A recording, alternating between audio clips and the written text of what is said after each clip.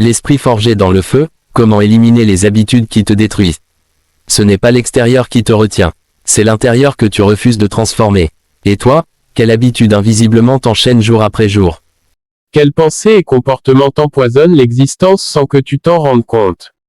Ton esprit est un jardin. Ce que tu y laisses pousser détermine ta paix intérieure. Les stoïciens savent que certaines habitudes mentales sont des mauvaises herbes, arrache-les, et cultive la sagesse. Voici les habitudes que les stoïciens considèrent comme toxiques et comment les éradiquer. Avant d'écouter la suite, demande-toi, quelle est l'habitude mentale qui me nuit le plus? Sois honnête, et découvre comment la vaincre. On a tous ces poisons mentaux qui nous rongent, mais aujourd'hui, tu peux enfin t'en libérer.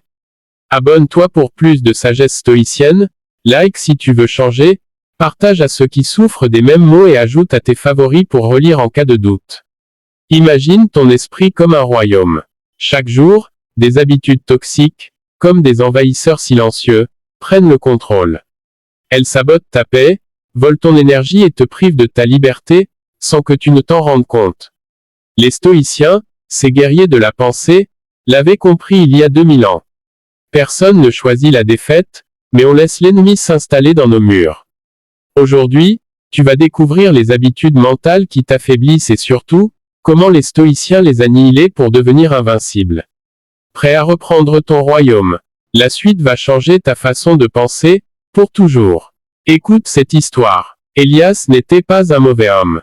Il avait 34 ans, un travail stable, une petite amie avec qui il partageait des rêves, des amis avec qui il riait parfois sans penser. En apparence, tout allait bien. Mais en silence, il se sentait vide. Chaque matin, Elias se levait avec une boule dans l'estomac. Pas à cause d'un événement grave. Non, c'était plus subtil. Un poids constant, comme une pluie fine et froide, qui lui ôtait peu à peu le goût de vivre.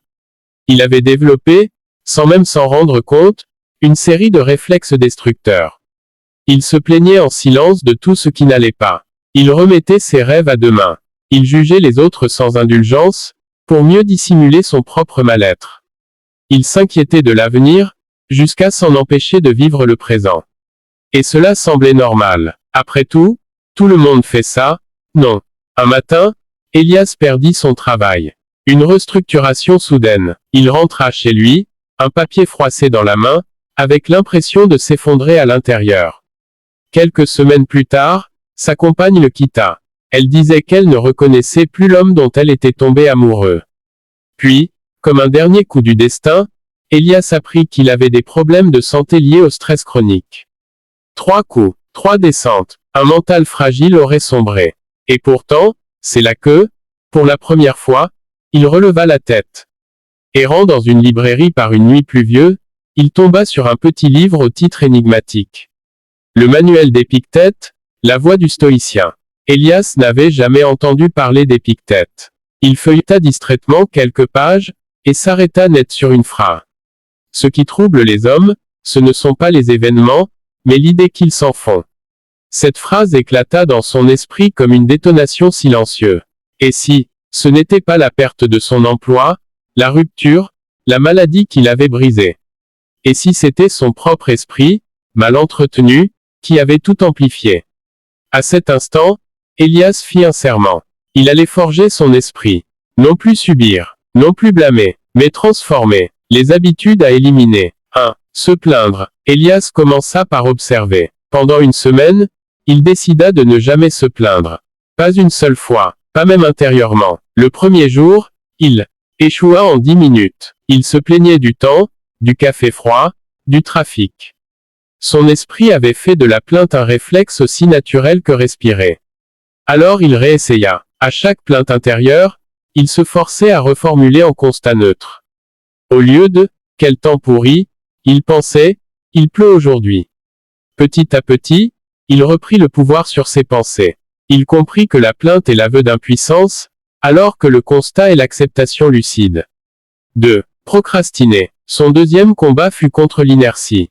La procrastination avait creusé des tranchées dans son cerveau. Chaque jour, il reportait les actions importantes, se noyant dans des tâches secondaires ou dans l'attente d'un meilleur moment. Elias apprit une règle stoïcienne. Fais ce qui dépend de toi, maintenant.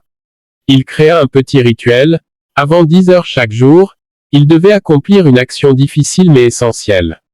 Pas parfaite, juste faite. La résistance était violente, mais jour après jour, il apprit que l'action discipline la peur. 3. Juger. Le troisième poison fut plus subtil. Elias avait l'habitude de juger les autres, parfois même sans s'en rendre compte.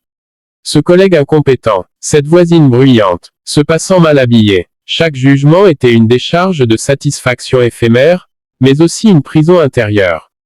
Alors il s'imposa une règle stoïcienne. Rappelle-toi que chacun agit selon ce qu'il croit être bon. À chaque critique intérieure, il reformulait. Peut-être fait-il du mieux qu'il peut avec ce qu'il sait. Il libéra ainsi son cœur de rancunes inutiles. Et peu à peu, c'est sa propre indulgence envers lui-même qui grandit. 4. S'inquiéter. Enfin, Elias s'attaqua au roi des poisons, l'inquiétude. Il réalisa que son esprit passait des heures à redouter des catastrophes imaginaires. Il voyait des licenciements futurs, des maladies qui n'existaient pas, des humiliations hypothétiques. Il apprit alors cette phrase d'Épictète. Ne t'inquiète que de ce qui dépend de toi.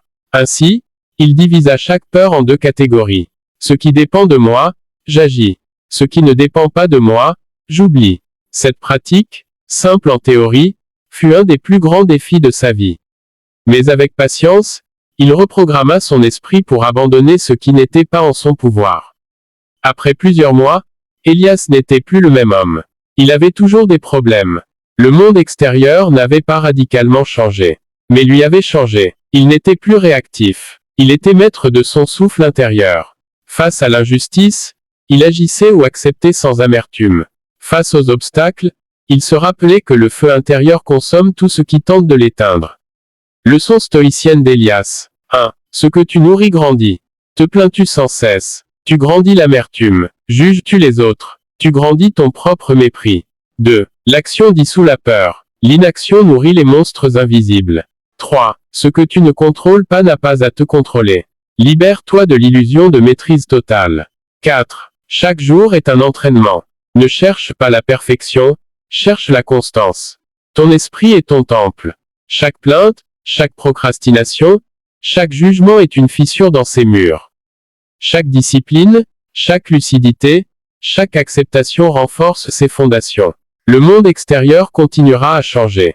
Les tempêtes viendront, les pertes surviendront, mais toi, tu peux être un feu inextinguible. Transforme ton esprit, et tu transformeras ta vie. Si cette histoire a touché quelque chose en toi, partage-la. Rappelle à ceux que tu aimes que la vraie liberté ne se trouve pas dehors, mais dedans. Aujourd'hui, commence. Élimine une mauvaise habitude. Forçons ensemble nos esprits, dans le feu.